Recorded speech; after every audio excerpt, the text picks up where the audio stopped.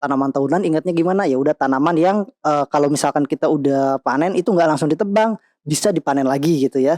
Maksudnya, dalam jangka waktu yang lama kalau cabai itu kan. Hai teman-teman, terima kasih sudah mengklik, video ini ya. Pada kesempatan kali ini saya akan membahas mengenai referensi waktu gitu ya. Karena memang pada hari ini, saya memiliki ini ya, target pada malam ini untuk membuat lebih dari, 1 video atau satu konten mengenai ST 2023. Nah, yang akan saya bahas pada kesempatan kali ini adalah referensi waktu atau indikator waktu yang digunakan ya. Karena, saya pribadi sendiri ketika mencoba mengisi dokumen L1 tuh bingung gitu. Nah, kita menentukan si anggota rumah tangga ini sebagai pengelola pertanian atau pengelola peternakan atau pengelola. Misalkan dia punya usaha, pembudidayaan ikan nila itu kalau kapan sih gitu ya berbudidayanya? Terus kalau misalkan dia belum panen atau belum pernah panen, dianggap nggak sih gitu ya? Nah, ya jadi seluruh rangkaian ini gitu ya, itu dianggap gitu ya, walaupun misalkan saya belum pernah panen, nah itu masuk kalau ya ada indikator waktu yang ditentukan, itu, masuk ke indikator waktu tersebut gitu ya. Nah indikator waktunya ada 2 sebetulnya kalau rangkum ini mudah untuk dipahami ya. Indikatornya ada 2, yang pertama ada yang menggunakan indikator atau referensi waktu per 1 Mei 2023. Nah, untuk yang 1 Mei 2023 artinya pada tanggal 1 Mei 2023 usahanya ini sedang berjalan nggak? Misalkan saya nanam pohon jati ini komoditas kehutanan ya, pohon jati, tanggal 1 Januari dan 1 Mei itu tanamannya masih kecil belum saya jual gitu, masuk nggak? Masuk gitu ya. Nah, untuk yang menggunakan indikator 1 Mei ini ya, itu adalah ini yang paling sedikit ya, jadi, eee, ya. Jadi mudah untuk dipahami ya. Yang menggunakan indikator 1 Mei ini, yang pertama adalah tanaman tahunan. Tanaman tahunan bisa terdiri dari tanaman pangan, tanaman hortikultura ataupun tanaman, perkebunan gitu ya. Oke, tanaman tahunan itu kebalikan dari tanaman musiman. Tanaman tahunan tuh kayak gini, jadi kita, tanaman tahunan tuh kayak pohon ya, yang buahnya bisa kita dipanen misalkan misalkan komoditas tuh buahnya, buahnya dipanen, tah si tanaman ini nggak ditebang gitu ya, nanti tahun depan atau setengah tahun kemudian bisa dipanen lagi. Beda dengan tanaman musiman atau tanaman satu musim. Tanaman satu musim contohnya padi, kalau udah dipanen ya udah tanam baru, atau cabe. Cabai kalau udah, masa panennya habis biasanya masa panennya kalau nggak terkena penyakit biasanya bisa sampai 15 sampai 20 kali panen gitu ya. Nah itu, eee, apa, harus ditebang dan nanam yang baru gitu ya, itu kalau tanaman semusim.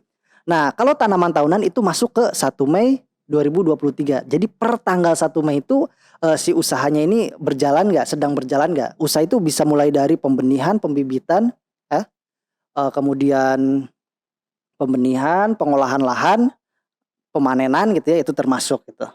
Kemudian ya, yang kedua adalah peternakan. Subsektor peternakan semua menggunakan indikator waktu 1 Mei 2023 ya, kecuali ada satu ya, kecuali ada satu unggas pedaging. Unggas pedaging ya berarti bisa ayam pedaging, bisa bebek pedaging gitu ya. Oke. Dan satu lagi penangkaran, tumbuhan atau satwa liar.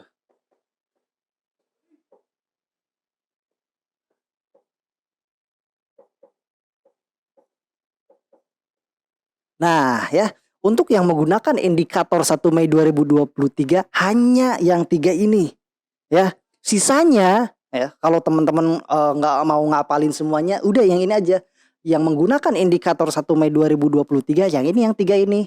Tanaman tahunan ya, tanaman tahunan ingatnya gimana? Ya udah tanaman yang, kalau misalkan kita udah panen itu nggak langsung ditebang, bisa dipanen lagi gitu ya.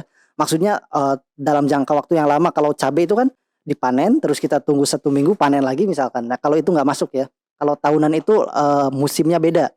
Musim ini panen, tunggu lagi 1 musim, nah itu masuk ke tanaman tahunan, bisa dipanen lagi misalkan gitu ya.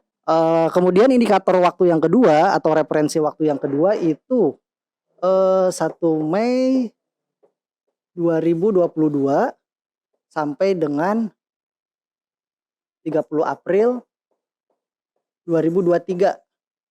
Sorry, 2023. Nah, yang ini ya. Untuk indikator atau sektor yang menggunakan indikator waktu 1 Mei atau range 1 Mei 2022 sampai 30 April 2023 adalah selain dari 3 ini ya, selain dari 3 ini. Contohnya berarti tanaman semusim.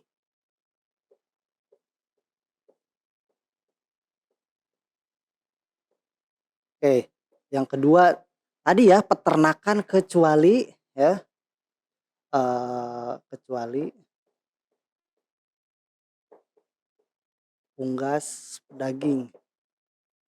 Ya, berarti unggas pedaging masuk ke 1 Mei, di range 1 Mei sampai 30 April. Oke. Kalau yang ini banyak ya. Kemudian ada perikanan. Untuk sektor perikanan semuanya menggunakan range waktu 1 Mei 2022 sampai 30 April 2023. Oke. Yang keempat setelah perikanan, pemungutan hasil hutan. Yang kelima ada pembibitan dan jasa pertanian.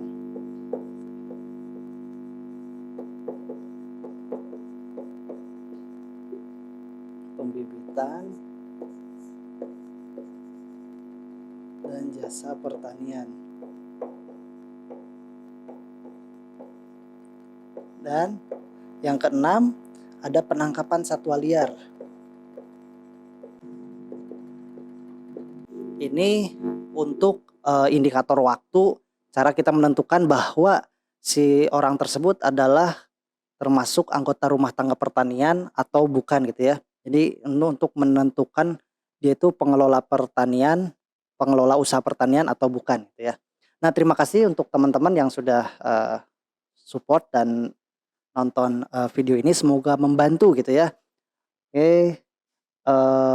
Materi untuk sensus pertanian ini sangat banyak banget gitu ya. Jadi nanti saya akan coba untuk membuat yang lainnya lagi gitu. Terima kasih. Wassalamualaikum warahmatullahi wabarakatuh.